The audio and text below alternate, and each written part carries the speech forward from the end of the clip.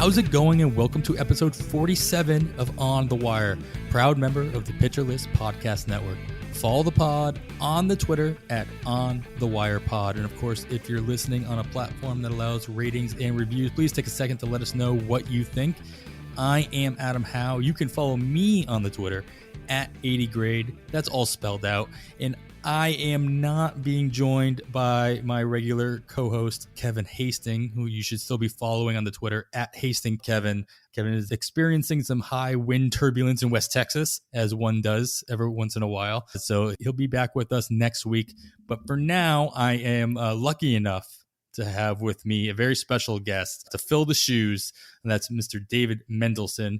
I will be referring to you as Mendy the rest of the show because that is just what everybody knows you as, Mendy. You should be following him on the Twitter at dmendy02. And of course, he is the co-founder of tripleplayfantasy.com. There you can listen to him hosting the Triple Play Fantasy Baseball and Football shows while reading his written word on the site, along with regular contributions on both Fantrax and Fantasy Pros. And that is a new gig from what I understand as well. So congratulations on that, Mendy. We're going to spend some time getting your thoughts on hitters, mostly hitters that will be thinking about targeting to stream throughout the season. Yes, you can stream hitters throughout the season. It's not just pitchers, and how that might influence shallow league drafts. But first, Mendy, thank you so much for coming on the show. And I'm doing good, man. We talked right before we went on, and we said how important a good introduction is for the guests, and you crushed it, man. I feel welcome. I feel at home, and I'm pumped to be talking hitting with you. Just me and you talking some streaming hitters and some good stuff. So thanks again for having me, and I'm pumped to be getting started here. Yeah, cool, man. I'm gonna put you on the spot a little bit on in here because I am curious to know a little bit more about. It's something I thought about doing on the show is like typically we talk about things with our guests where I feel as though they specialize in, or at least they feel the most comfortable in. I wouldn't bring Nick Pollock on the show and talk hitting, put it that way, and he would be appreciative of that. But my question to you, and we talked about this in the regular season last year with Lauren Auerbach of Fantrax, but like you obviously are managing multiple sports throughout the year and you're giving advice and you're doing podcasts on football, baseball. I'm going to ask you the simple question first. Why? Why the multiple sports? Yeah, and that's just me coming from I played I play in a 3-sport league and it's fun. I love it. I like it a lot. But I have a co-manager in that, Adam Sloat. Shout out to Adam Sloat. He does all the football work for me and I appreciate that. And we share some of the basketball stuff. And I played all the different sports, but I spent almost exclusively nowadays, but like 85 to 90% of my time, it's all baseball. So how do you manage your own mentality to make sure that you're giving the best advice in all the different sports that you are providing information on? It definitely gets very hard at times for multiple reasons. One, if I feel like I'm tweeting too much of one sport and I feel like I'm neglecting the people that want to see advice for other sport, like the other sport I'm doing.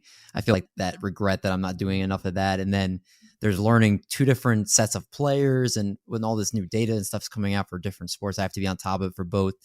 And I'll be honest, there's times I'm like, I should just pick one and just do it. But the reality is I love both. They're my 1A and my 1B. Like I would miss the other if I didn't do it.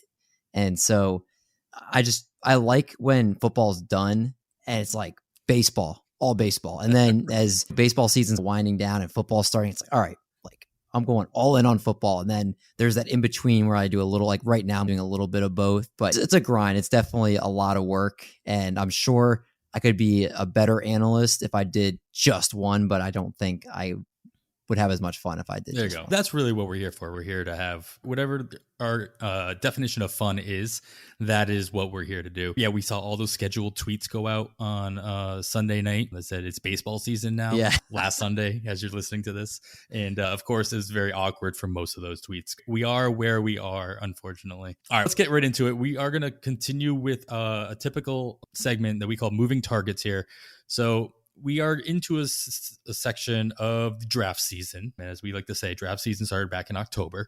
But we're at a section of draft season now that people are starting to look at drafting their actual fab leagues. They're stepping away from the draft and holds and the best balls where you don't really have to do much in-season work besides set your lineups in the draft and hold, and move into those fab leagues where you actually have to make your moves. And obviously these aren't 50 rounders. We're using the example of 30 rounders in the NFBC style. And Manny, I'm looking at players that you would be or have considered drafting at the very end of these. They could be 12 teamers, 15 teamers, what have you. But of course, the rules that we say here is they have to be currently going at ADP of 350 in the NFBC league. So these are players that are regularly available in the final 5 rounds of a typical 30-round draft that are good flyers, they're dart throws, whatever you want to call them. They very well might be your first drops in the first fab period at the end of March before the season starts. Or you could hit gold and you could have them on your team all season long. You got a couple names here. So why don't you pick one, and then I'll jump on my guys and I'll let you get the other 2 off your chest in a minute. So pick your favorite one of your 3 and let me know why that might be somebody worth. The first guy is one of the 3 pitchers I've been hammering the most this offseason. He was the only one that qualified for around 350. He's technically 349 since February 1st. On NFBC, so I technically broke the rule on that. Fine. When I saw that, I was like, I have to put him there. So on the season last year, Christian Javier, he finished the year with a 3.55 ERA, 118 WHIP, 30.7% strikeout rate, and a 12.5 walk rate in 101 and a third innings. But one of the reasons I really like Christian Javier is because of his slider. It looks unhittable. It had a minus 10 run value, a 0.98 XBA against, and a 49% whiff rate. Also had a 0.155 WOBA and 9 hits on 483 sliders thrown. And just today I tweeted out, these are the starting pitchers that faced greater than 100 batters last season, had a minus 10 run value on their slider, and kept their pitching usage of that pitch sub 30%, because we know how much sliders can weigh on pitchers' arms, and we want to not throw too many if we want the longevity part of the game here. So these are the starting pitchers that had those feats. Max Scherzer, Lance McCullers, Carlos Rodon, Joe Musgrove, Zach Wheeler, Shohei Ohtani, Casey Mize, Garrett Cole, and Christian Javier. So that's 9 starting pitchers that fit that criteria. Christian Javier was on that list. So just in short, obviously the slider is a great pitch. But besides just the slider, there's other things in his profile I really like. Right now, you could expect maybe luck going more his way next year as far as left on base percentage. He had it 83.8 or 83.3% last year. And that's far above what you would expect mostly for the norm right now. I would expect that to progress closer to the lower to mid 70s. That's according to a lot of the projection systems over on Fangraphs. So I think that will obviously decrease his ERA some. And one of the big things that people knows about Javier last year was he started the first 9 games of the year. And then when they became overloaded with starters, he moved to the pen. And that was part of also the reason because he struggled with his fastball command. He was walking with too many batters. He was ineffective against lefties. So one of the things I was researching about him was that the pitching coach, Brett Strom, said that he was speeding up his delivery too much. And what he needed to do is he was letting his momentum pretty much just take him through the plate, and he was missing his spots. So basically tried to slow him down a little bit and just being really careful to try to throw those strikes. And that's something that you saw as he finished out the year, for the most part, with a better performance. And anytime a pitcher has 2 double-digit swing strike rate pitches, his four-seamer at 12%, slider at 19.6%, I think he's the type of guy right now that he's going so low because you would expect he's not going to start the year in the rotation, but he's 1 injury away from hopping in. And that's why you can get him at 350, get some good ratios if he's coming out of the pen. And then if he's starting because of an injury to McCullers or Verlander, which are very realistic possibilities, he's right there giving you good innings. I'm a Christian Javier guy, Adam, and I think everybody should be too. There you go. Yeah, he's been surprisingly, his ADP has been rising, or it's been getting later. He's been getting picked up later as draft season goes on. You go back all the way back to early, in November drafts. I love this aspect of the NFBC player pages, and you can see where a player has been picked all draft season long. But he was going on a regular basis around 230 to 250, 247, 270. And that these November drafts are all draft and holds, maybe a couple best balls thrown in there, but they're almost all draft and holds. So they're standard non-points format. And then as we go on, once we hit January, it hits his peak. I mean, you can get him at 388, 408, 392. Now with all these different drafts that we're seeing mixed in with the online championships and the draft champions, so you have a mix of fab leagues and draft and holds and what have you in the cut lines even, he's going a little earlier. So there's a lot of 242s, a lot of around the 280 range.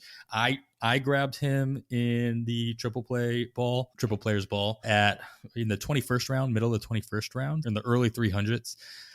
So I like the pick. Obviously, I picked the player, and it's not the first time this draft season I've drafted him. But I will say, yeah, you might have cheated a little bit. His ADP might have been 349. I don't think you're getting him with your last pick in a standard fab league in round 30. That's just to say you probably need to jump him up a round or two and not take the chance of getting him at the last pick. Because I'm in completely agreement in the fact that is the guy who could start in the rotation, and even if he doesn't, there's a very clear path to innings. And even if he is the long man in the reliever role, he's going to provide you with quality stuff and quality production that like a Colin McHugh did last year, Brent Suter did in most of the first half. So it's not somebody who's going to hurt you, and the lottery ticket is totally worth it here. That's the thing about this segment. Almost all of these players that we talk about, there's never like a wrong answer. It matters what you've built up until that point on your team. And that kind of leads me to my two options. And I wouldn't necessarily pick both of these guys in the same draft. And that is two prospects in St. Louis, Nolan Gorman or Juan Yepez. And these are guys I've been targeting them most draft season as well in different areas. Obviously, if I need a second baseman or possibly an infielder in general in Gorman who could end up moving around, and Yepez, who's available at first base, but everybody expects him to be more of a DH type of role. And that's where a lot of the question marks rolled around him. Now with the answer that we've heard from Manfred, one of the only positive things we've heard come out of his mouth this offseason is that we will be getting the universal DH, or all expectations are, even from him, that they'll be getting the universal DH in the National League. Both these guys have a much more clear path to getting the jump up from AAA, and they both put up over 300 plate appearances in AAA with added plate appearances in AA last year. They both played a full season. They both played in the Arizona Fall League last year, the finishing school, if you will, for the older prospects. And they both can make a big impact on your lineup if they have a strong spring training and they find their way into the St. Louis Cardinals starting lineup, whether that be Gorman at second base, bumping Tommy Edman back into the outfield, or to more of a utility positional player, and yet as a full-time DH for that matter, because I don't think anybody's expecting him to be playing anywhere except for DH, especially with Goldschmidt at the helm at first. I picked Gorman in my last 12-team Fab League, our fifth on the wire listener league. He was Mr. Irrelevant. I had the first overall pick, so of course I get the last overall pick, and he was Mr. Relevant for me in that one because I needed a backup second baseman and somebody who might even be able to jump up. The other thing that I thought about is the fact that, of course, the rules in NFBC are if you're a prospect, if you're not on a major league team at the start of the season and you weren't drafted, you can't be picked up in Fab until you make your appearance at the major league level. And so this gave me the opportunity to pick a prospect who, even if I end up dropping, at least I know he's back in the pool. And if I want to grab him on the cheap later on, but before I think he might get called up, of course, that gives everybody the opportunity to do that as well. But in a pinch, I know he's available. I won't have to wait until he makes a debut, where a guy like Gorman with the name recognition and the power production that he's put up he'll be like the Yordan Alvarez type of Fab purchase that you're going to see in season. So I was trying to get ahead of that as well. If I needed a first baseman, I would have went Yepez as well. I've got plenty of shares of Yepez in my draft and holds that I've done throughout the course of the offseason. So these are guys in situations that I'm more apt to grab at the last pick, especially since those are two guys you are going to be able to get in the 30th round, especially in the 12-teamer. Yeah, and I think what's really cool is if you get them there, then when that big Fab period does come, you don't have to worry about breaking the bank for them. You have them stashed just for that reason. I know people will do that. What you saw with Jared Kelnick's before, and guys that had those types of profiles that you're like, you know what, I'm just going to stash them and hold them until they get called up because I don't want to be the one that doesn't get to use them when they come up. So I totally get that for sure. You have to be careful, though. You do have to be careful. And I fall into this trap all the time. You pick too many of these types of guys and you run out of bench spots. Last year, I want to say it was TGFBI, but it was one of the fab leagues I did on FBC. And I drafted a Shane McClanahan and seemed like a great idea. He wasn't there right at the start. So I think I dropped him either first week or second. And I ended up I felt really good about myself because I picked up Logan Gilbert a week prior to his call-up. So somebody had drafted him and dropped him. So I'm like, oh, great. I'll get him for $1. And that was awesome. But then, of course, I lost out on McClanahan and what he put up the whole season. And so it's give and take. It's a balancing act, and it's not for everybody because you can make those what ends up being mistakes and you can kick yourself for it. And if that's not the way you want to manage your team, then it's obviously not the player you want to be targeting. All right, you got a couple other guys on your list, a couple other hitters, and I'm going to let you talk about both of them because there's one that definitely stands out to me, and I would want to hear your take. Okay, I'm interested to see which one it is. So the first one, Lorenzo Cain, he's going pick 429 since February 1st. This is a player that in under 300 at bats last year. He gave you a 256 average with 8 homers, 75 combined runs and RBIs, 13 stolen bases, and a sub 17% K percentage. This with by far the lowest BABIP of his career last season. I know sometimes people are like, oh, you're getting slower, the BABIP will go down, but it went down a little bit more than I thought it would last year. And I think that there's a chance it could go up a little bit more. He's projected by Roster Resource right now to be the center fielder for the Milwaukee Brewers. But now with the DH implemented, it's, you know what, if they're concerned that he can't go out in the outfield, they got the DH right there for him if he needs a day off so he can still hit. I think he's a 15-15 player, better than league average batting average. And ultimately, again, he's still walking at a decent rate, 9.1 clip. I think that after pick 400, this is somebody, especially if you're playing in a 5 outfielder league, that you can have on your bench to put in as like your 6th or 7th outfielder. I think it's just an insane value for him. So I love Lorenzo Cain right here. Actually, at first glance, your other player was the one I was more interested in, but that as soon as you start talking about Cain, I'm like, oh, all these things started clicking with me. And the main thing that clicked with me is the fact that we had Matt Williams on the show last week, and his player in this segment was Tyrone Taylor. And one of the main reasons he likes Tyrone Taylor is that Lorenzo Cain is going to miss time, and Tyrone Taylor is going to get his at-bats. And so I think it's a fun juxtaposition that you ended up picking the guy that Matt was specifically calling out as the person who's going to give Tyrone Taylor more at-bats. Now, I agree that the DH in the National League helps this situation. I think Milwaukee is a tough one, though, because they have so many players that would benefit from moving into that position. I definitely don't see the Brewers being one of those teams that utilizes the DH for one person. I think that they will be the type of team, like you mentioned with Cain. They'll give Cain an opportunity at DH a game or two during the week, especially if he needs a little bit of rest from being out in the field. Obviously, Kristen Yelich is going to have to steady that back somehow, and maybe that is not playing the outfield every single day. Of course, you have Rowdy Tellez, who would be a much better DH in general. So they have a couple of options. Keston Hiura, probably better in that position if he can actually start hitting again. So I think that it does provide opportunity for Cain along with Taylor and all these other guys to share the load there. Yeah, and I think one of the things, that reason I liked him is when I looked on Roster Resource, Tyrone Taylor, they have him slotted at DH right now. But you look on, at least at their projected bench, it's Pedro Severino, Mike Brasu, Keston Hiura, and Jace Pederson. So there's not like a strong outfield candidate, at least projected right now, to take away at bats from Cain. It's not like they have two guys that I'm like, oh, they could plug in there, and especially if they're platooning or certain matchups.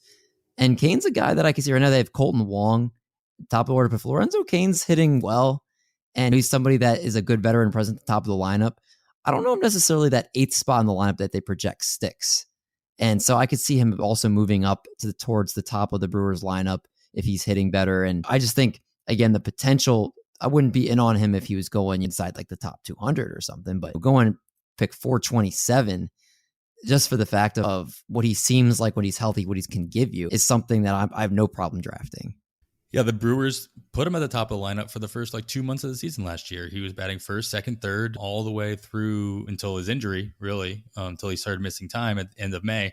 And who's to say that he won't get that opportunity as well? I would venture to guess that Brousseau is going to be that multi-positional, flexible guy they traded for. They traded from Tampa Bay to get him. I would expect him to be that fill in pretty much anywhere. I would expect him multiple position eligibility if he doesn't have it already. So you're right. I don't see a quote outfielder on that bench as it's currently constructed, but it is nice for them to have their Tyrone Taylor as their fourth outfielder in the DH spot, as Roster Resource says. Talk about the last guy on your list. So Kyle Isbell. So those that might not know, he's a prospect in the Royal system. He's played some in the majors already. He's going pick 570 since February 1st.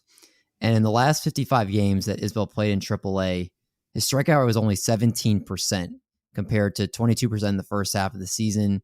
He also batted 100 points higher over those last 55 games.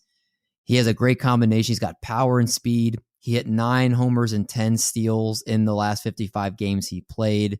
And at the big league level, he could potentially have the tools he needs as basically, if you look, the 16 games he played with the Royals last year, a 286, 362, 524 line, 886 OPS, and he's got defensive versatilities. He can play every position in the outfield.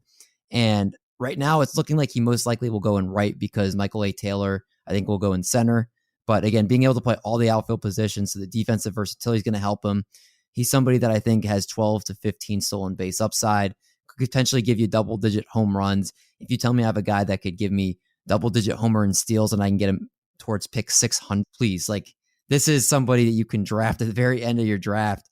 And if you're hurting for some stolen bases, you need a guy that's going to give you consistent at-bats. This is, again, a really good value pick for me.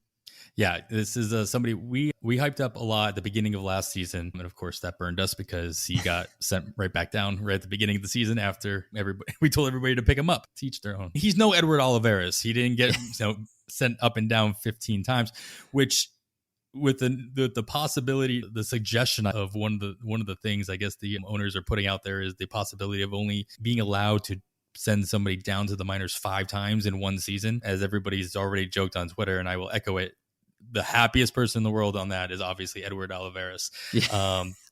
God, it was amazing. See, the thing is, Olivares has been my pick this offseason to they can't do that man any worse this season. He's gonna be up, but not everybody agrees with me. So Kevin mentioned Isbell a couple of weeks ago as well. I think that there's definitely some, and he's the in-house Royals beat reporter, if you will. And so Isbell's a good pickup here, at least somebody to keep an eye on. But that's the beauty of these picks. Is you can make that pick now, hope he has a really strong spring training, and then he locks down an everyday role. Obviously, going to be more interested in somebody like Isbell, who doesn't quite have an everyday role in a 15-teamer, less so than in a 12-teamer, where you have more flexibility to pick up somebody of equal value off the wire. But to your point, if he can hit, though, if he hits, not the literal sense, but if the pick hits, he could be worth it in any size league, and he can put up those stats that you need, especially late in a draft, if you're going to make up for those stolen bases. I'm definitely now, anytime I see Edward Olivares' name, I'm associating him to you. So if I see he gets demoted, I'm going to be tweeting now. You're like, did you see this? That poor man, he gets out for the taxi, he gets into the stadium, he takes an at-bat, he tells the taxi just to wait at the door, and he gets back in and just drives right back to Omaha. It's been it was a wild ride for him last year.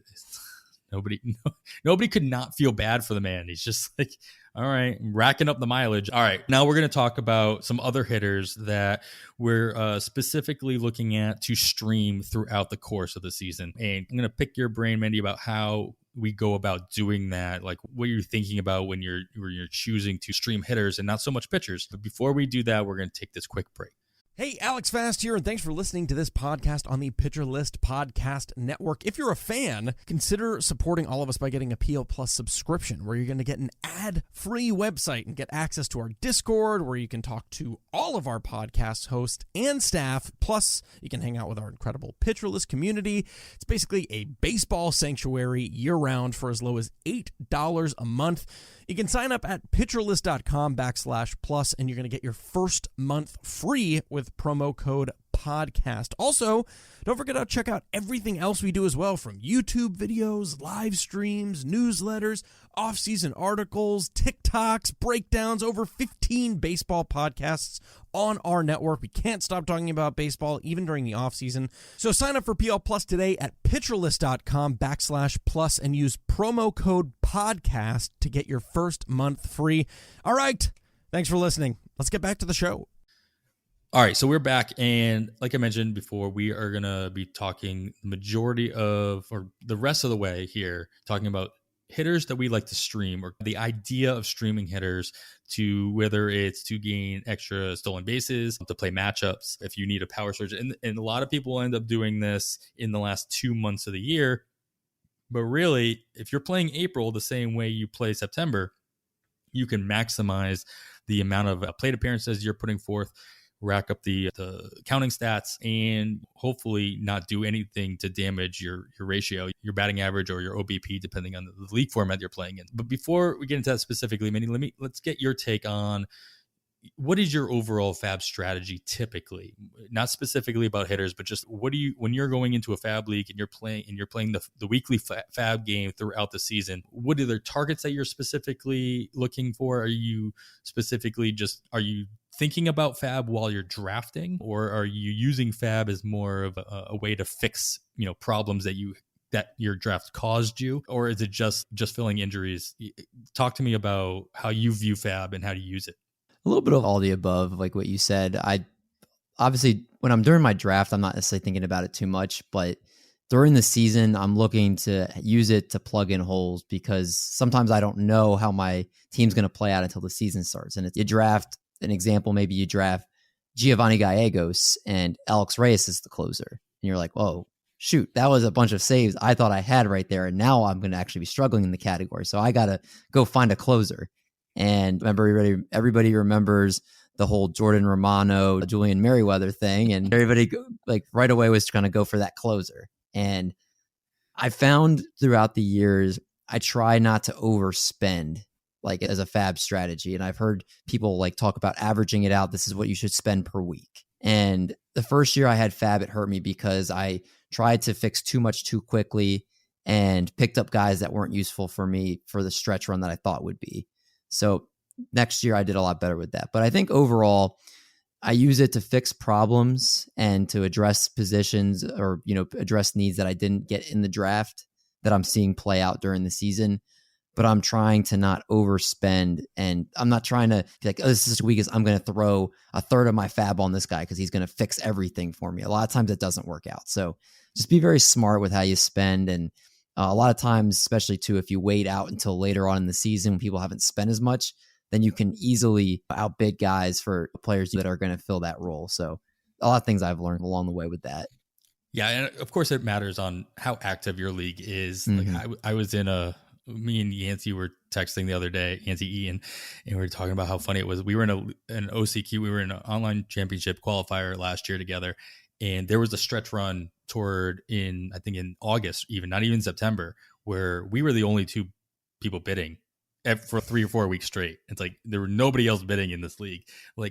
What is going on? It's people just check out. They just check out. They forget. Stuff happens, especially, and I'm guilty of this in one of my Fantrax leagues, because it was last year I had one league on Fantrax and a bunch of leagues on NFPC.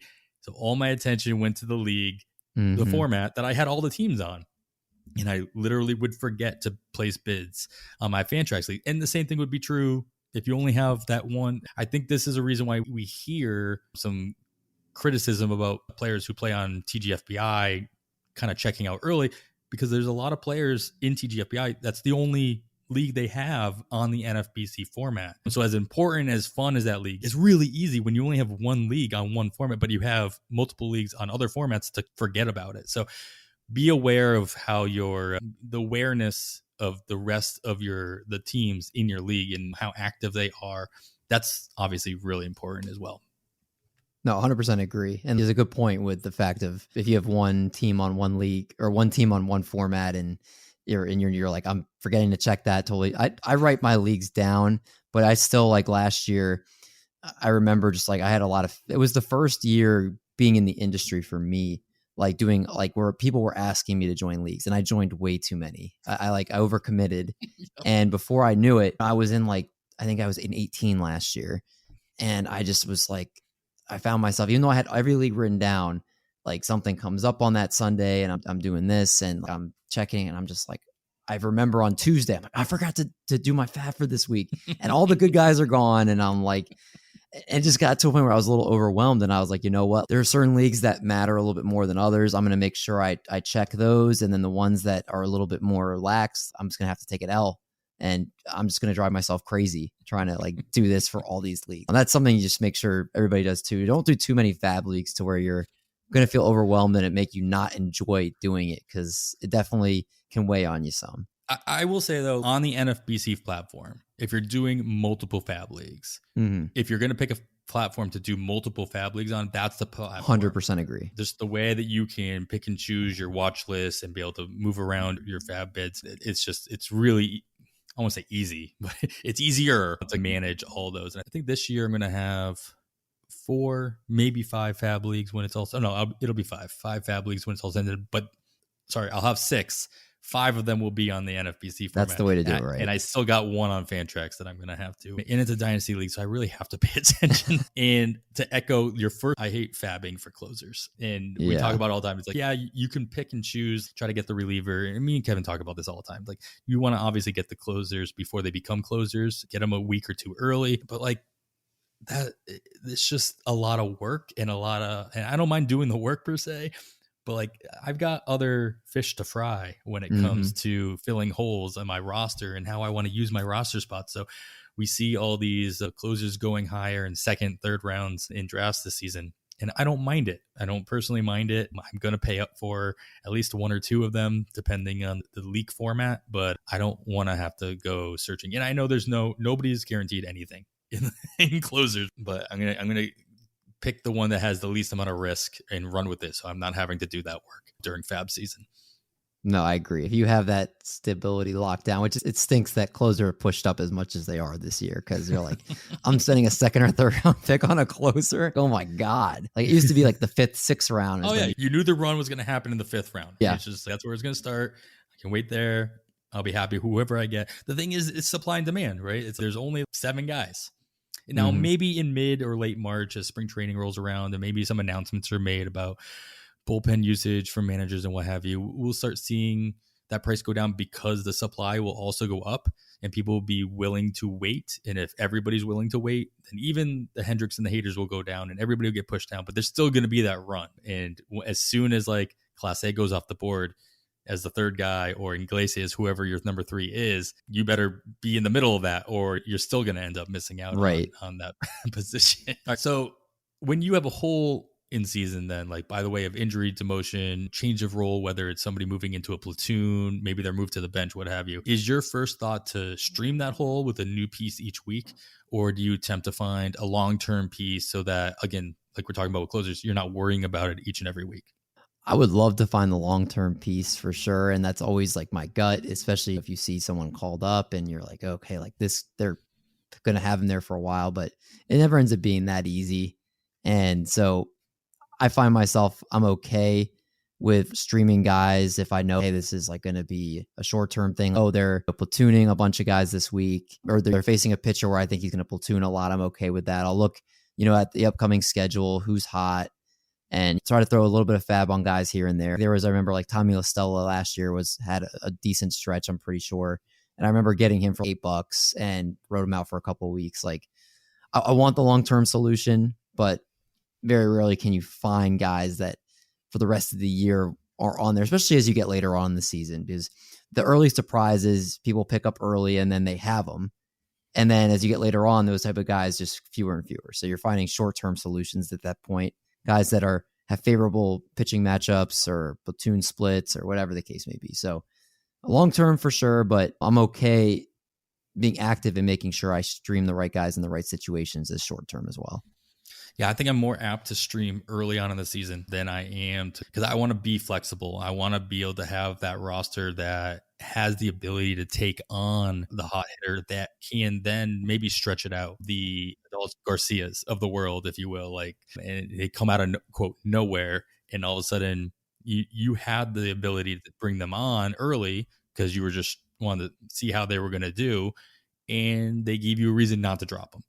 But my intention would be to stream them. Like, all right, let's come on and see how you do, and kind of play it by ear, earn it. You have to earn it every single week, earn not being cut. And if you keep doing that, great. It turns into that long-term solution that we just mentioned. But I'll be more flexible early on in the season, and I'm going to be more apt to drop somebody if they're not just continuously raking. Just so make sure I get the next one. And you're going to miss out on some. Of course, you're going to miss out on somebody's going to go through a cold spell after you drop them or as you're dropping them and then come back, and you'll probably miss out on them. Sure.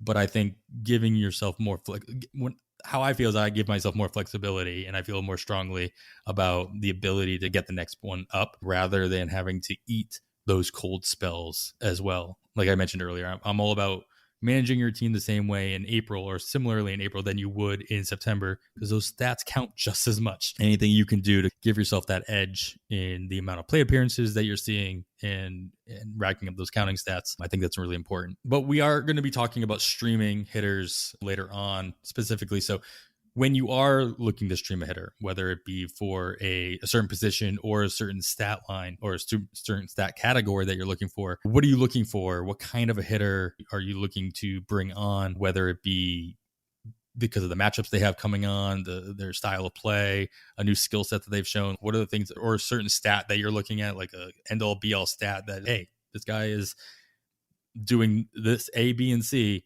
He needs to be on my team. I think it's like all the above, to be honest with you. I think we have so many tools that we can utilize now. There's people that specialize in certain areas, and Twitter's such a great tool because you'll have people that are way smarter than me that I'll be like, hey, they're like, since this guy eliminated the leg kick, he's hitting 308, 417, 516 slash, blah, blah, blah. And I'm like, that's over an 11 game stretch. It really seems like they changed something. So I'll look at that. The DFS guy in me, because I play a lot of DFS, I look at WRC plus as over a hitter over the last few weeks to see kind of who's hot. If you see that the team is facing horrible pitching staff, if I see a team's facing the Pirates and I'm like, okay, like they're playing the Pirates for 4 games. Yeah, next week, let me look at some of these hitters. Or if someone's like a Jock Pederson and you see him, he's going again as a lefty, he's going against a bunch of righties where he hits most of his home runs. I'll look to pick up Jock Pederson that week. I think, again, at the end of the day, you have to, if you want to be really successful, you have to be able to be open to all the tools that are at your disposal with how much stuff is out there right now. Find guys that you trust on Twitter that you know are going to put good stuff out as far as recent trends and things you should do. Find good tools like websites that have the information that you can get, like Fangraphs, Baseball Savant. All that stuff is available to you. You just got to spend the time to look the stuff up. Then you can bookmark it, and then you can look every single week at these stats and these changes, and you can be on top of everything. So very important to use all these tools. Yeah, absolutely. And it's not so much using all the tools, it's finding the tools that help you the most. Mm-hmm. And like you mentioned, there are a lot of people, and you said it nicer. You said there are a lot of smart people on Twitter. I'm just going to say there are a lot of people on Twitter. And so you don't, necessarily have to follow everybody, and if that means I lose a follower or two, that's fine. But like, if somebody's not providing you with substance, and that's why you're on Twitter now, there's a lot of reasons to be on Twitter, and that's fine. A lot of people use it for entertainment, a lot of people use it to communicate. That's all good reasons, but do know that you don't have to follow somebody for the sake of following them, because you are then watering down the information that you're being provided. And maybe at first you need to figure out who those people are or what those tools are that help you the most, whether it's a certain website or whether it's a certain analyst that specializes in certain things. Like we had Mike Curlin on at the beginning of last season because specifically, like, he did such an amazing job doing the lineup tracker throughout spring training and then into the regular season. It was just a really good tool to see what was going on in the minds of managers throughout spring training and hopefully predict what was going to happen in April. So knowing the tools that will help you the most, and not just specifically looking for anything and everything, because you're just going to spend your tires in a lot of situations. I know I have in the past. Let me ask you this last question before we get into some player debates, not debates, but player discussion. Are there, when you are looking to stream hitters, do you think that there's, especially going into this current draft season, do you think that there's going to be a position that is easier, quote unquote, to stream than others? And does that impact your type of draft strategy depending on if you're a 12 team or a 15 team or deeper or even more shallow? Yeah, I think there's like more position scarcity. And so sometimes I keep an eye on that. Like I know that right now that there's a huge drop off at third base. And so I'm like, probably not going to be a good chance of finding too many streamers in 15 team leagues that are going to be relevant for you. So I like maybe not rely too much on trying to stream that position, but like outfield, there's always so many outfielders. And so I'm like, if you don't find one that you love right now, I'm sure you'll have some opportunity to grab some as the season goes along.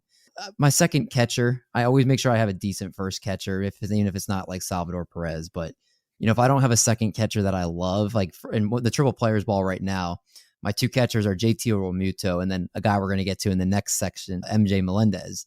And I'm like, when Melendez comes up, I think he's going to be well worth a catcher too. But it's going to be finding somebody that I can just plug in, somebody like a Victor Caratini or somebody like that, or somebody just that I'm like, he's going to, you know, get 2 or 3 days a week. He's going to hit. It's not going to be anything special. But I think catcher 2 is somebody that I've been okay with streaming, and an outfield mostly just because I think that stuff is pretty easy as far as the production, and that stuff is easier to replace than scarcer positions. Yeah, I get the logic there. It's weird. I tend, at least going into this year, I'm actually starting to think of in the opposite way, where middle infield, for example, middle infield is, everybody says it's the deepest 2 positions in the drafts right now. And I said this a couple times the last couple episodes, but I'll say it again. Like, yeah, they're deep, but they're all really good, especially shortstop. Everybody's drafting all the starting shortstops, like all 30 of them for the most part, get drafted, whether it's as the starting shortstop or they have eligibility to different positions like a Trey Turner, except Javi Baez, and you're playing them at second base or outfield in the case of Tatis even. And I have a feeling like that's not going to be a position that I'm going to want or be able to stream regularly in season, because all the best ones worth picking up are on other teams. So at least in drafts, I've been focusing on making sure that my middle infielder is a shortstop, for example, NFBC leagues that have a corner and a middle infield position. To your point on your second catcher, I would turn that back onto third base. And if I don't have a third baseman that I feel really strongly about, that maybe that's the position that I'm not going to, especially in a 12 teamer, maybe less so in a 15 teamer where the entire wire is a lot harder to maneuver. I might be more apt to stream or try to stream third base until I find somebody that I feel more comfortable with. Or maybe I make sure my corner infielder is a third baseman as well, so I have a little bit more flexibility in moving that guy into third base if my third baseman I drafted I wasn't too keen on. So something to consider as you're making these drafts and how you want to attack fab. It's something you do have to consider. And if you want to continue to attack the same position over and over again each week, or you want to be able to set and forget it and not have to worry about it, you got to worry about that at the top end of your draft. So, you know, you might have to spend up on like an Austin Riley if you don't want to worry about third base, or make sure you maybe even double tap a couple of high end shortstops, or at least 2 guys who have shortstop eligibility. So if you want to get like a Gregory Polanco and a Javi Baez who have multiple position eligibility, then you give yourself a little bit more flexibility in that realm when it comes to fabbing during the season if you want to stream those positions. All right, let's talk about some players. As you alluded to, we will talk about MJ Melendez in the first bit. So we're gonna, I alluded to this I talked about this on Twitter, and we're gonna start a new segment, at least when we're talking about streamers. I'm calling it ASK. It's Avoid Stream Keep. It's a play on a game that this is a Pitcher List Podcast Network show, so I will leave the name of the other game that everybody I'm sure can figure out off air. Anyway, we're going to talk about 3 players at a certain position, and we're only going to talk about catcher, corner, middle, outfield, and then multi-positional players. So utility players. So we've got 5 groups of players here to talk about. You're going to get 3 players. You have to choose for each of them. One of them you have to avoid completely. So you can't draft them. You have to pretend they're not even in the player pool. You can't pick them up all season. Another one you have The other one you have to keep active all season. So they've got to be in your starting lineup. If you draft them, they're in your starting lineup all season long. No matter how bad they are, you're stuck with them. And then the last choice you have to make is somebody that you're willing to stream throughout the season, assuming that they're available on the wire. So these are guys you think you might be able to pick up on and off the wire throughout the course of the season and hopefully be helpful. So let's start with catcher, as you alluded to. And all these guys in these groupings are going past ADP 350 in the NFBC 50s. So these are the 12-team draft and hold leagues on the NFBC format in the last month. So this is 40 drafts worth of data. So in the catcher, we have Gomes, currently backup catcher for the Cubs at 357 ADP. Tucker Barnhart is going at 361. And then your boy MJ Melendez, who I have plenty of shares as well. But I want you to talk about this group because I promised Kevin I would stop talking about MJ Melendez. He's going currently in this format at ADP of 375. Yeah. So I had to think a little bit of strategy with this because the keep and stream part of it, like you said, it's like stream them. Am I going to be able to get them on the waiver wire? And so I think ultimately I'm going to keep MJ Melendez. And for those that don't know, he's /288, 386, 625 with a 1.011 OPS over 123 games in AA and AAA last year. Led the entire minor leagues in home runs with 41. So he's somebody that I think is going to be special. And he's going to be up with the Royals pretty quickly. Maybe not right away at opening day, but I think within the first month, I wouldn't be shocked if he's up there. And the reason I like him is because I think that you have Salvi, but Salvi can DH or go to first base. And with MJ Melendez, they can be like, all right, you're going to DH. So they have places they can put Salvi so Melendez can get at bats and consistently, especially with his profile is fantastic. So I don't want to trust that he's going to be on the waiver wire. I'm going to keep Melendez. I'll start him and maybe I'll take the L from my second catcher, which he's going to be at pick 375 or how late he's going over the last month or so, and keep him on my team. I'm going to stream Gomes. Right now, the backup catcher to Wilson Contreras. But now with the DH there, Contreras can either DH more, especially because there's not a ton of great hitters right now in Chicago with all the trades they made. Or you could see Contreras get traded, and then you have Gomes as the starting catcher for the Cubs, or he's going to get a lot of at-bats. And he's somebody that's a pretty safe player. He's going to hit 240, 250, give you double-digit home runs, maybe like 10 or 11 homers, 40, 50 RBIs. I think a great catcher to target. Again, I would be shocked if Wilson Contreras isn't traded, so I think he's going to get a lot more bats as the season goes on. I think he's a great streaming guy. I'm avoiding Tucker Barnhart. It's the guy who struck out 25% of the time, which isn't horrible. It's a little bit under the major league average, but he only hit 7 home runs in Great America Small Park in 116 games last year. Now he's in Detroit, which is arguably the worst ballpark for home runs in the league. It's a 4% barrel percentage and slugged under 400 last year out on Tucker Barnhart. Even at that price, I'd rather get my other catcher somewhere else. So that's how I think I'd play out catchers. Yeah, I like Barnhart a lot more in draft and holds because he's going to get the at-bats. He's going to be playing a regular, like all these guys have a path to pretty good amount of playing time for the catcher position, right? Melendez, there's all these rumors, and we've brought it up before, that he could be playing, he could fill in at third base, he could fill in at first base, he could fill in, anywhere that he's halfway comfortable at. And Kevin's not here. I don't want to speak for him, but he's already said these things, so I don't feel so bad. He doesn't see a path, or at least they have a lot of mouths to feed in Kansas City. That's what I'm saying. Between the prospects that are coming up, between Bobby Witt competing for the third base job, and I know you're a fan of Bobby Witt. We've talked about him off air, and Melendez coming up, obviously doing what he did at AAA last year in the minors throughout the course of the season. And then Nick Prado at first base. And they've got never mind Edward Olivares and Kyle Isbell, which was a whole different conversation out in the outfield.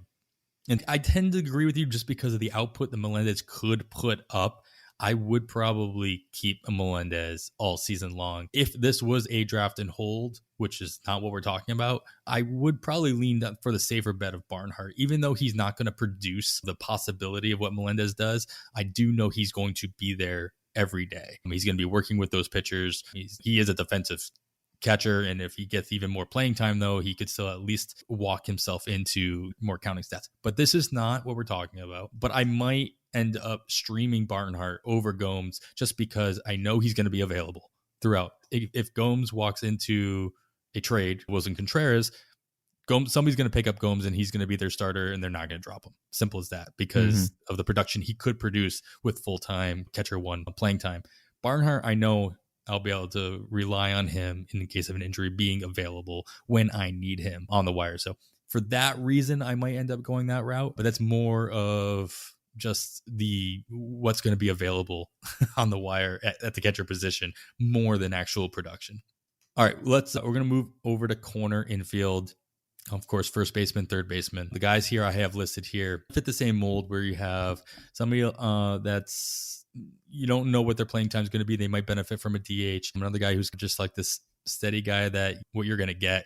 And then a prospect on here as well. So Eric Hosmer at 360, Mike Moustakas at 361 right behind him. And then Jose Miranda of Minnesota at 377. And I will put it to you first. I've got some thoughts here, but I'm curious to know, because I kind of chose these players obviously in the same realm, 360 to 377 ADP, but also in the same kind of makeup as the catchers. As mentioned, like somebody like Mike Moustakas, who's been injured all last season, but now is going to, probably benefit from a DH spot in Cincinnati. Eric Hosmer, who, again, you just know what you're going to get if he's still given the opportunity to do it in San Diego. And then Jose Miranda, who there's room for him to go, but if he gets it, all the projections really what he could possibly do. So what direction are you going with these guys? My void was easy for me. It was a question of who I would keep and who I would stream. I think ultimately it would change on like how I built my team between the two up top, but for right now, I'll say I'm going to keep Mike Moustakas. He's a guy that's hit 30 or more home runs, 2017, 2019. Like you mentioned, now it's going to DH, which I think is going to do incredible things for him. Him not having to play defense in the field and risk further injury, him just having to be able to hit every day. And we always talk about sometimes playing defense sometimes takes you out of mentally hitting. If you make an error in the field or something like that. In fact, he can focus just on hitting. I think he's an easy 20-plus homers, 70 RBIs. Should hit about league average batting average wise. Doesn't strike out as much as you may think. He's actually had 22 or less percent strikeout percentage his entire career. So I think he's somebody that's going to be a great late third base option. That's where he's eligible at right now. That I think I'm going to keep and reap that benefits all season. I just drafted him in the triple players ball. I think he's a great target. Hey, so did I. Did you? Oh, there we go. In League Two, but yeah. We're on the same page there. I'm going to keep Jose Miranda. The upside he has is so tantalizing. Oh no, you kept Moustakas. Or I'm sorry, stream Jose Miranda. You look at the upside he has. First of all, he's got extremely great position versatility. He played last year. This was going into the end of August. He had done 13 games at first base, 20 at second, 39 at third, and 3 in left field. So he can play wherever the Twins would need him to go. And right now, you got Josh Donaldson at third base. He's got that locked up, you would expect. Alex Kirilloff is getting groomed for first. You have Miguel Sano locked at the DH. And then they like Polanco and Luis Arraez right now are in that middle infield mix. But it just takes one injury, and he's there. And I think he could make noise if he gets that chance. And obviously, with Josh Donaldson and his cranky calves, there's a pretty good chance, I think, that third base could easily open up for him if they were going to give him that spot there. I mentioned his positional flexibility, and going to the last month of the season, he led all Twins prospects in home runs batted in, and led them all in batting average, hits. And on top of that, he also had the most games played of all Twins prospects and plate appearances. I just think he's just fantastic. He's somebody that I'm okay with trying to stream if he first gets called up and even gets come down. But that's why it was so tough between him and Moustakas for me. I think his upside is just so tantalizing. I want him some way, shape, or form. And then I'm going to avoid Hosmer. I don't think there's any upside from him at this point. He'll give you a 250, 260 average. He played in 151 games last year. I didn't look up the percentages of what that ranked in the league. He had 12 homers and 65 RBIs in 151 games. Those numbers for me in 151 games is just staggering that it could be that putrid. So I don't think he has the lowest upside for me. He doesn't really help you in one specific category if you're trying to draft late to help you in one area. And I know they're paying him a lot, so he's going to have to play, but ultimately, what kind of production are you really getting? So he's my avoid out of this list. Yeah, I really wish I could disagree with you on this grouping because everybody likes to hear when people disagree, but I think you nailed it. Like I mentioned, I got Moustakas. He's on my reserve bench, but if he can show health, he's going to probably move his way into probably even my starting third base position, as I think drafted Matt Chapman as my starter there. So I could see him taking that role as long as health provided. Miranda, I definitely would have gone back and forth between Miranda and Hosmer as well. I might even say I don't know if Hosmer just has enough name recognition, if you will, in a lot of leagues that he'd still be picked up regularly. I think he's probably worn out that welcome. Where Miranda, I think the same kind of comments I made with Gomes. If and when he finds his way into kind of even a semi everyday playing time with the Twins, he's going to get picked up, and he's not going to get dropped again. He's going to be a hard guy to stream throughout the course of the season, unless he's just pitter-pattering around and he's just not putting up the kind of numbers that the projections are, expecting out of him. So for that reason, I might, if I'm not going to keep Miranda, I think I would probably avoid him, just because I think Hosmer, again, would be easier to stream throughout the course of the season if I absolutely need it. Now, it's probably better if I had to only choose keep or avoid for Miranda, I'd probably keep Miranda for all that flexibility that he could provide you throughout the course of the season. As you mentioned, if he does fill in a multi-positional, if Arise ends up being that starting second baseman or even starting shortstop in the middle infield, and he doesn't bounce around as much and they put Miranda in that role instead, then Miranda becomes a lot more valuable in my eyes. So I think that was a good call out there as well. All right, and then as we talk about in the middle infield, Cesar Hernandez going at 356, of course, second baseman for the Nationals now. Nick Solak, second base eligible for the Texas Rangers at pick 387. And then Jose Barrero, prospect for the Cincinnati Reds, shortstop prospect at 399. And this is interesting for me because I am on the clock for the triple play ball right now. Our league is in, what were we, around 26. And Barrero is still there. So I'm actually looking at Barrero here, and I know this is a draft and hold, different than what we're talking about, but I am looking at Barrero, and I'm also looking at Jeremy Pena, who we talked about last week on the show. And I go back to what I was saying earlier about how shortstop's really important to me, especially depth, because as soon as you get to this point in most drafts, if you're in like the middle 300s, who you're going to grab is not going to be somebody you're going to want starting for the most part. But Barrero, if he can actually get the starting gig in Cincinnati, and we've heard leadership and management in Cincinnati say Barrero is their future. Like, he is somebody they want to be part of their future, whether it's long-term or just even short-term on a regular basis. So I'm actually leaning toward keeping Barrero and just being that stash in a fab league. Of course, you can't stash too many because injuries do happen. You will end up having to drop somebody. So in this hypothetical scenario, though, I've got to keep him all year. And I do think he will end up taking the job, whether it's straight out of spring training or shortly thereafter. They can only manipulate, I think, his time so much going in because he already has made his debut. I probably would keep him. And I think that I think I'd end up streaming Cesar Hernandez because he just keeps getting underappreciated at every stop, whether it's in Cleveland or, granted, in Chicago, he didn't, put up what he was putting up in Cleveland. And I'm also thinking you could stream Cesar Hernandez for both the newfound power that he's shown in his last, half season in Cleveland and in Chicago.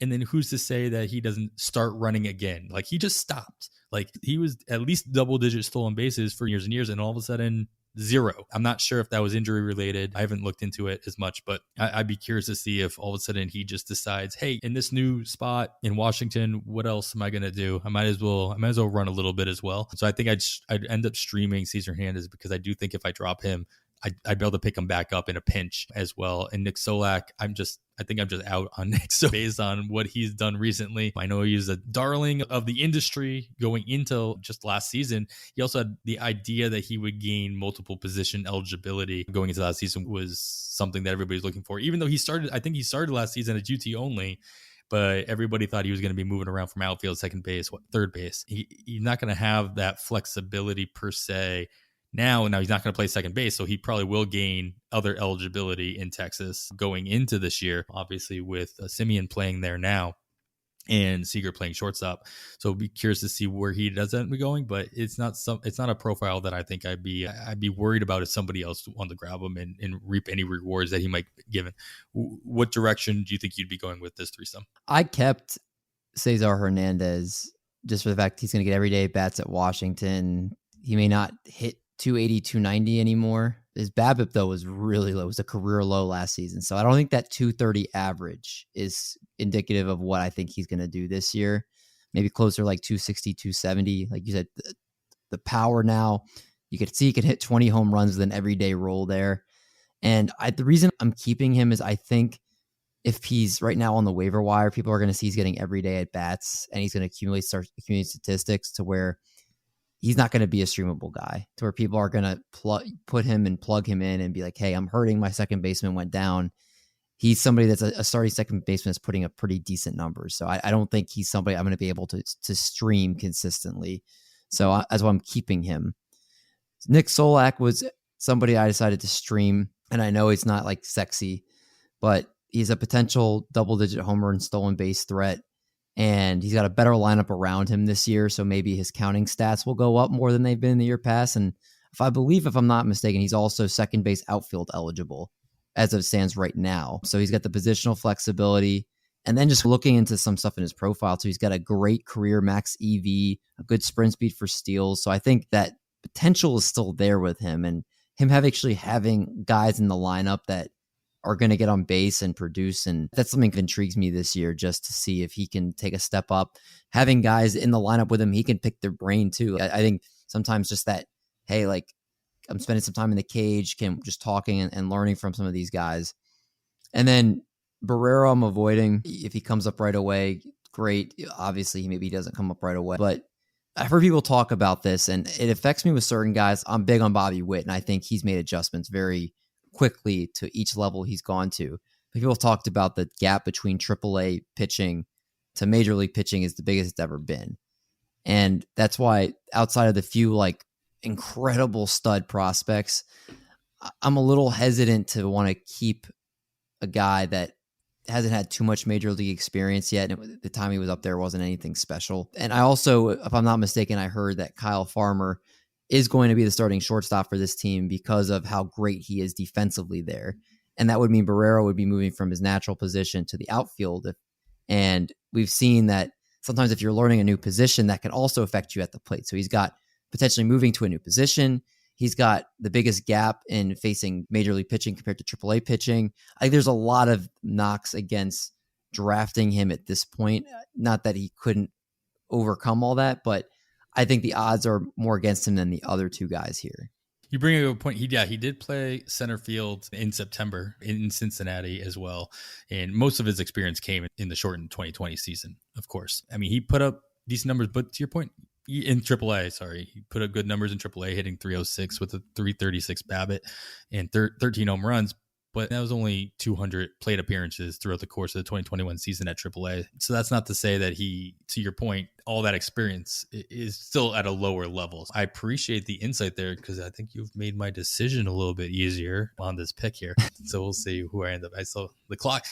We went with a 4-hour clock, so I've got lots of time. Whether my league mates are appreciative of me taking up that time or not is a different story. So I think it goes down to 2 after round 30. Round 30? Yeah. I think you're right.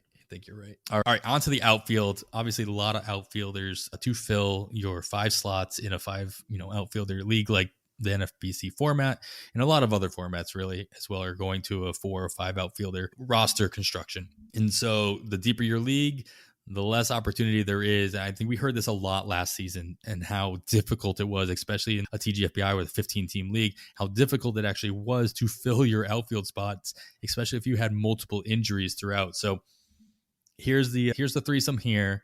And I'll let you take the lead on this one. Jock Pederson, who still does not have a team yet, being drafted at 415. I think that number will change based on where he goes, just like last year when he signed that 1-year deal with Chicago, and the Cubs said specifically he would be playing every day. And that was obviously a big deal for those looking to get the added plate appearances. Whether or not those plate appearances against lefties was something good or not, that was a different story. And then you have Victor Robles at 413, just 2 picks prior to Pederson, trying to make his comeback with Washington. And then Josh Lowe in Tampa Bay, looking to make his reappearance at the major league level, going right after these guys at pick 420. So these guys are all going within 7 picks of each other on average in these NFBC 50 12-teamers. And how would you like to treat each one of them in our game here? So I had to think about this one as well, and a little harder than the first couple. And I think ultimately I just decided on what they could bring me to the table. And I'm keeping Robles because I think right now with Washington not having many good outfield options, right now Lane Thomas and Juan Soto you expect are locks, but you got Andrew Stevenson, Yadiel Hernandez. I'm not too sure either of them would stick in the outfield. And if Robles does anything near what his potential could be, then he could get a chance to produce the upside that's there, especially with the stolen bases. So I think I'll keep Robles and just stash him for the chance that he finally finds success. I'm going to stream Pederson, as we know the type of power he possesses. He crushes right-handers, had 16 of his 18 home runs last year against them, but he's the definition of streaky. So he'd be the guy on the waiver wire. I'm going to look what his matchups are, and I'm going to stream him those weeks when I think he has good matchups and I think I can take advantage of. And I'm avoiding Lowe. This was Lowe. Oh, it is. Yeah, Josh Lowe. Thank you. I always mix things up with the Lowe's and it's the just Lowe. Brandon. Brandon's the only Lowe. Yes. Okay. Actually, that helps me a lot. Brandon Lowe, Nate and Josh Lowe. Nate and Josh brothers. He had 22 and 78 with 26 steals, 291 average last year in the minors. But the Rays platoon and mix and match so much that I wouldn't feel confident drafting him or even trying to stream him. They have so much depth on that team. I'm just not sure when the consistent at-bats are going to come. Obviously, again, the prospect side of it, it's like, hey, they have a lot of other options, major league guys that I don't think they're one of those teams that call up. You saw how long it's going to call Wander Franco, right? Like Vidal Brujan, all these guys. I just don't think I would count on him contributing to where I would want to stash him or I would expect to try to stream him. So I'll avoid him in 2022. Yeah, I thought about this as well. My gut was I actually wanted to Jock Pederson, and then I realized my own rules of this game were that if I keep him, I have to keep him active in my lineup all season long. And I don't think I want that out of Pederson, especially if he's going to be facing any lefties throughout the course of the season. So I think he is the perfect streamer. See, if I didn't have to keep him active, I probably would keep him and I would just keep him on my bench. I would just pick and choose when the best matchups were, especially in a daily league. That makes a whole lot of sense because he can still mash the opposite side of the plate as long as he's not facing those lefties that he doesn't do well against. But that's not the rules of this game. So I think that you're absolutely right. I think that there will be somebody in each league that will end up, especially if he signs somewhere extreme like Colorado or another paradise for hitters, especially now that there's a lot more DH spots available throughout the course of the league, that somebody's going to pick him up and just hold on to him for a long period of time and probably make a mistake in that realm. Because I really wanted to stream Robles for the stolen bases and those opportunities. This is something that I look for throughout the course of the season. Is stolen bases obviously are so hard to get in the draft unless you're really going gung-ho at the beginning of your draft, right? Or you're trying to get those rabbits later on in the draft that are going to hurt you everywhere else. I tend to try to look for the guys like Robles who either go undrafted but can still steal a base or two and stream the stolen bases. This is one stat that I really like to try to stream throughout the course of the season, especially in daily moves, but you can still do this in weekly moves, especially in the NFBC where you can switch out your hitters halfway through the week. So you don't have to, you can pick up a guy on the cheap, play him for the first 4 games and sit him for the weekend if the matchups aren't working out. But those aren't the rules. So I think I'm in agreement with you on keeping Robles. I don't like it though. Like I think that he could end up, and he's shown that he can do more harm than good. But if you grab him as your last pick in a draft, even though you do have to start him in this game, the draft cost is not going to hurt you. Mm-hmm. And I'm full agreement with you on Josh Lowe. I picked up Josh Lowe a couple places at the end of last year, of course, only to see him not do anything a day or two later. And between him and Bruhan and pretty much every prospect that doesn't get a 20-year contract after his first season, you can't trust positional prospects in Tampa. Pitching prospects, that's a different podcast, but so I think I'm in agreement with you there. So let's talk about some multi-positional eligible players that can play all around the diamond, can fill in everywhere. But again, you got to keep one of them active in your roster all year round. Doesn't have to be at the same position. You can move him around, but he's got to be active. You got to avoid one of these guys, and you have the ability to stream the third one if they're still available on the wire. So we have Ha-Seong Kim, eligible at second, third, shortstop in the NFBC format at pick 360. You have Josh Harrison currently available at second base, third base, and outfield at pick 376. And then Rougned Odor, second base and third base eligibility over in Baltimore at pick 415. I double checked. I did see that Nick Solak only has second base eligibility in NFBC. It looks like he actually only played second base last year, didn't actually play any other positions. But like I said earlier, he's going to gain probably outfield eligibility rather quickly, since he's obviously Simeon is a workhorse and he plays every single day whenever possible. He's not going to get in at second base very often, if ever. So of those guys, I think Josh Harrison is the guy that I'm going to be keeping on my roster. And it has more to do with the fact that he has middle infield, corner infield, and outfield eligibility. So he has not only the three positions, but he also adds both the corner and the middle in position eligibility. So he has a lot more flexibility to move around and fill those holes without having to worry about spending the money on fab.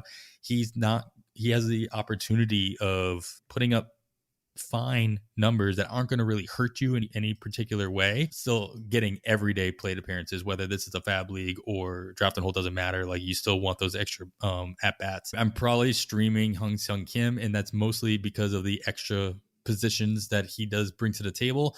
He has more flexibility in doing that.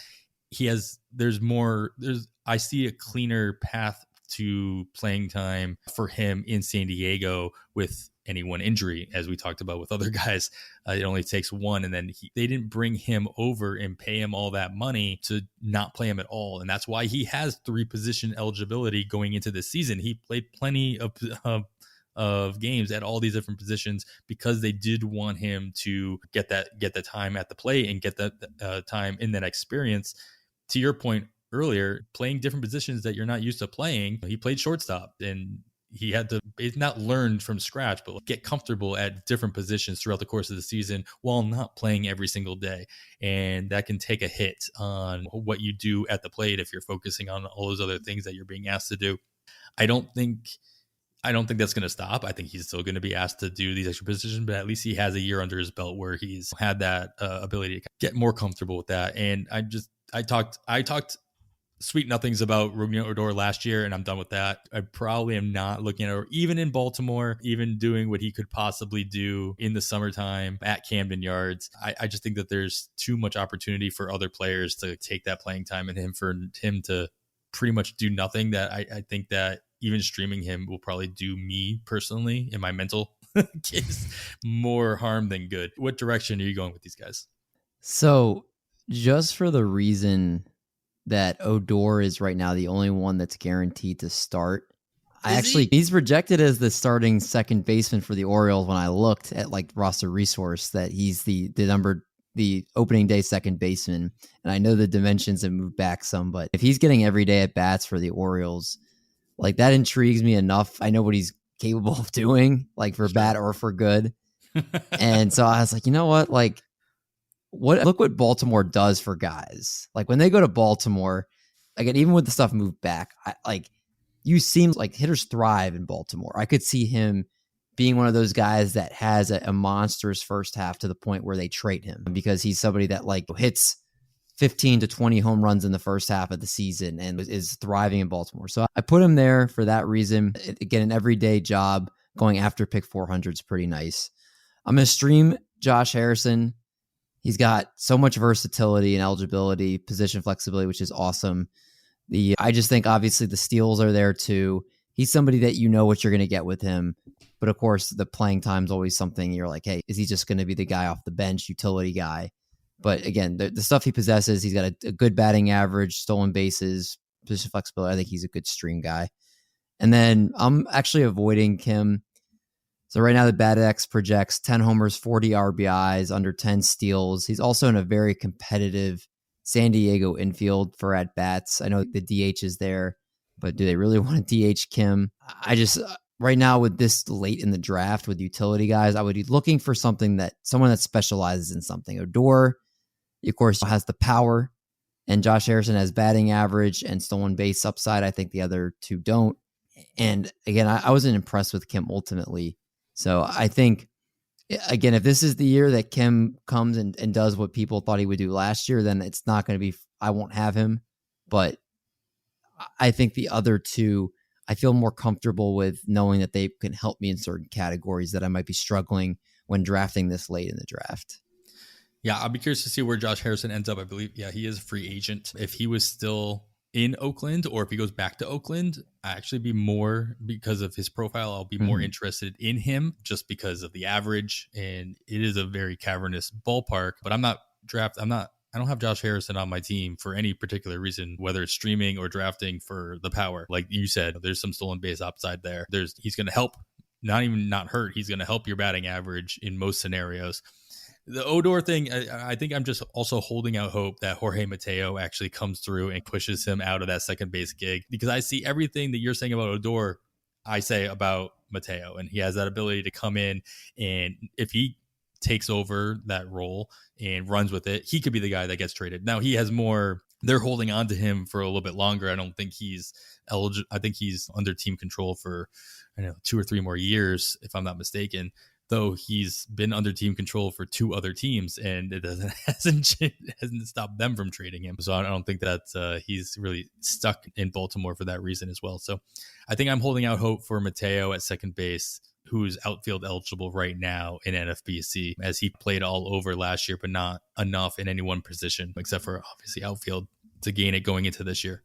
All right. Well, I think these are good groups. These are guys you're going to be able to get late in your drafts, again, whether you are looking to get them in your fab leagues as somebody as a dart throw, or you're still doing your drafts and holds as Mendy and I talked about. The Triple Players Ball is that draft champion style league, 50 rounds, 15 teamer. So we are well away. And you talked me out of Barrero, by the way. I ended up picking Jeremy Pena, who I have plenty of shares of already, and I don't mind getting an extra share, especially if he does find his way into the starting shortstop gig in Houston, if they don't end up signing somebody, which is the strongest rumor, as much as you can trust rumors at this stage of the year with no actual news coming out. We talked about Matt Williams last week. Yeah, how are there rumors coming out when nobody can actually talk to anybody else? People are actually talking, so it'll be interesting to see what actually happens. Manny, thank you so much, man, for filling in.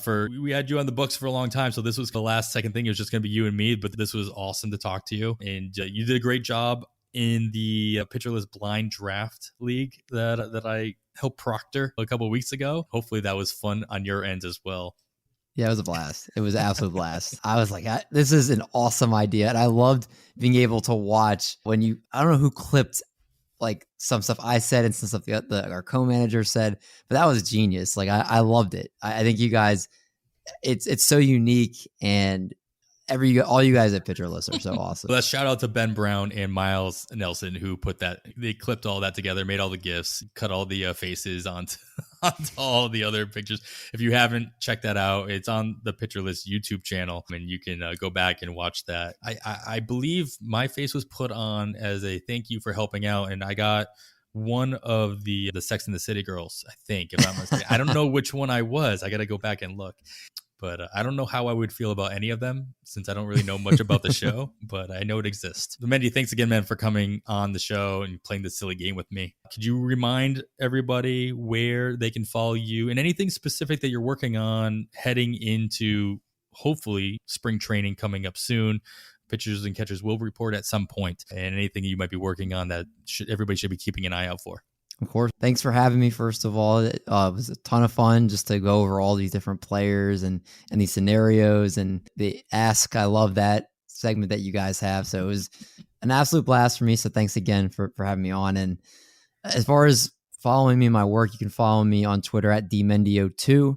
And I usually will tweet out fantasy stuff. I'll tweet out bad dad jokes. I'll tweet out smash or pass and some workouts here and there. So a lot of different things. And as far as my like written work, I just joined Fantasy Pros. So I'll be having a few articles start going out now, both football and baseball for Fantasy Pros. Also some baseball articles going out on Fantrax that you can check out as well. But that's usually where all my baseball work is, between Fantasy Pros and Fantrax as far as written. So check that stuff out there. There'll be a bunch more coming now that my coaching season in real life is coming to an end. So I'll have more written work for you guys. Nice. What do you coach? High school basketball. It's been a absolute grind the last few months.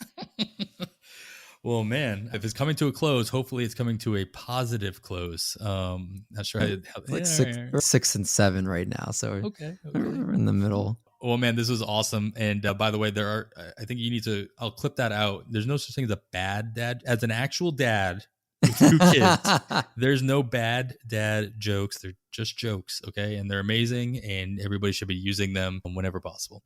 Though some of the smash or pass things you put out there, I'm just like, I can't get behind some of these things, man. Like, the things you find on the shelf and you put out there, I'm just like, okay, maybe in a different stage in my life, it would be something like the cereals that you find, man. Fantastic. I eat like 2 cereals, and it's my kids are happy to have 2 different types of cereal, and that's it. And I'm like, I'm good with that. I don't need the variety anymore. But the dad jokes keep them coming. Also, the love for Dylan Cease, Bobby Witt, and Christian Javier is not unfounded on your Twitter feed as well. So if you're looking for somebody to back you up on those takes, make sure you're following Mendy on the Twitter. But thanks everybody for listening and joining us here. We're going to wrap it up for episode 47 of On the Wire. Please make sure to subscribe, share, and review to the podcast wherever you're listening, even if your review is just a general tweet and not a specific platform review. It still goes a long way to let us know what you think of the show and let others in on the fun.